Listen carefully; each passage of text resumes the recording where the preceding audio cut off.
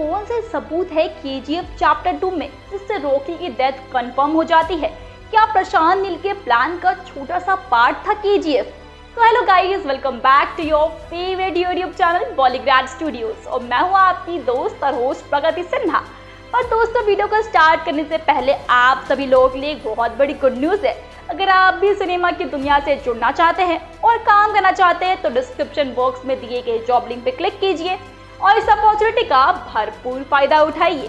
कल दोस्तों, जब से हमने केजीएफ चैप्टर 2 में रॉकी की डेथ को देखा है तब से हर कोई अपनी अपनी थ्योरी बना रहा है और सब लोग यही कह रहे हैं कि रॉकी जिंदा है। मतलब कोई मानने को ही तैयार नहीं है कि रॉकी मर गया है। सबको यही लग रहा है कि रॉकी केजीएफ चैप्टर 3 में आएगा।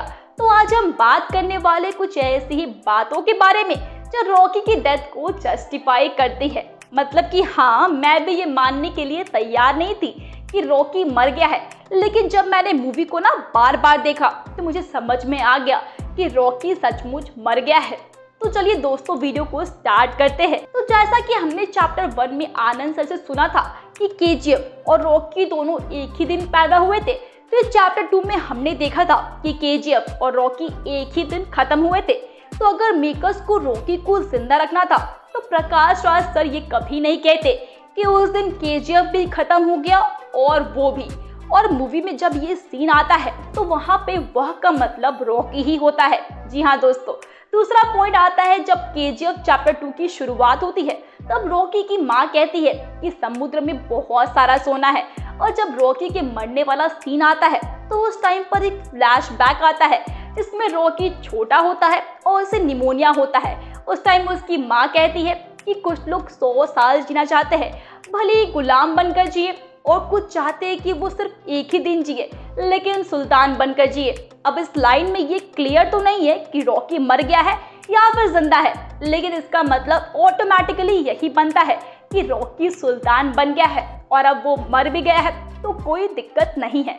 तो ये लाइन भी रॉकी की डेथ को ही सपोर्ट करती है। अब अगला पॉइंट तो रॉकी की डेथ के बाद हमें दिखता है। वो सीआईए का एजेंट रमिका सेन को फाइल देते हैं और कहते हैं कि रॉकी ने इंटरनेशनल क्राइम किए हैं। और जैसा कि हमें पता ही है कि केजीएफ चैप्टर 2 में 3 साल को स्किप कर दिया गया है। मतलब हमें वो 3 सालों के बारे में कुछ भी नहीं पता है। और ये बात तो हम सभी मानते हैं कि केजीएफ चैप्टर 3 में रॉकी के इंटरनेशनल क्राइम को ही दिखाया जाएगा। जी हाँ दोस्तों, इसका मतलब यही है कि रॉकी खत्म हो गया है। अब केजीएफ चैप्टर 3 में रॉकी के इंटरनेशनल क्राइम को तो दिखाया ही जाएगा, लेकिन वो भी फ्लैशबैक में। अब बात करते हैं सबसे मेन पॉइंट के बारे में। जैसा कि हमें पता ही है कि ये स्टोरी प्रशांत नील की है, तो न्यूज़ के हिसाब से प्रशांत नील यश के पास गए थे अपनी स्टोरी को सुनाने। तो वो स्टोरी काफ़ी बड़ी थी और उसे पूरी स्टोरी में केजीएफ एक सिर्फ छोटी सी स्टोरी थी। तो जब प्रशांत सर अपनी स्टोरी यश को सुना रहे थे तब यश ने कहा था कि ये केजीएफ के बारे में थोड़ा सा और अच्छे से बताओ, तब जाकर ये पूरी केजीएफ फ्रेंचाइजी बनी थी। अब इस बात का क्या मतलब बनता है? तो देखिए, जो ओरिजिनल स्टोरी थी प्रशांत नील की वो बहुत ही बड़ी थी और उसमें से केजीएफ एक बहुत छोटा सा पार्ट है। मतलब कि प्रशांत सर का ये यूनिवर्स बहुत ही बड़ा है और अब केजीएफ वाला चैप्टर क्लोज हो सकता है क्योंकि ये पहले से ही बहुत छोटा था। इसका मतलब ये है कि अब केजीएफ तो खत्म है और रॉकी भी अब खत्म हो गया है और आगे हमें प्रशांत की ओरिजिनल स्टोरी देखने को मिल सकती है। और जब से मैंने ये न्यूज़ सुनी है ना, तब से मैं शॉक हूँ और खुश भी हूँ, क्योंकि जिस केजीएफ ने बॉक्स ऑफिस की रिकॉर्ड तोड़ दी है वो सिर्फ एक छोटा सा पार्ट था ओरिजिनल स्टोरी का। तो फिर सोच लो कि मेन स्टोरी क्या आग लगाएगी।